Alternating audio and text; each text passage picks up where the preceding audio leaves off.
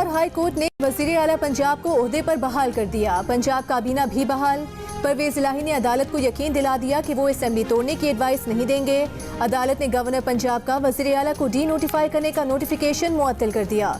Governor Punjab के वकील का परवेज इलाही से 7 दिन में एतमाद का वोट लेने पर जोर।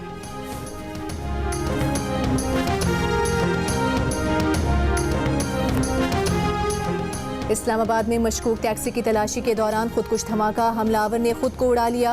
एक पुलिस एहलकार शहीद, 6 जख्मी। खुदकुश हमलावर और टैक्सी ड्राइवर भी मारे गए। पुलिस तहकीक के मुताबिक धमाका खेज मवाद टैक्सी में नहीं था। हमलावर ने खुदकुश जैकेट पहन रखी थी। 12 से 15 किलो धमाका खेज मवाद था। विफाकी हुकूमत का शहीद एहलकार को तमग़ा शुजात और बेवा को शोहदा पैकेज देने का ऐलान।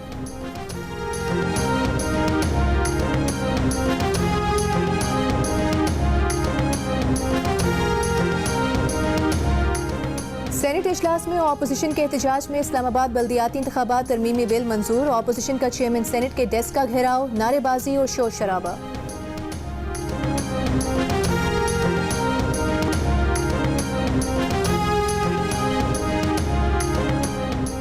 इस्लामाबाद हाई कोर्ट ने यूनियन काउंसिल्स की तादाद में इजाफे का हुकूमती फैसला मुस्तरद करने का इलेक्शन कमीशन का नोटिफिकेशन कलअदम करार दे दिया। इलेक्शन कमीशन को हुकूमत का मौक़िफ़ सुनकर 27 दिसंबर को दोबारा फैसला करने का हुक्म।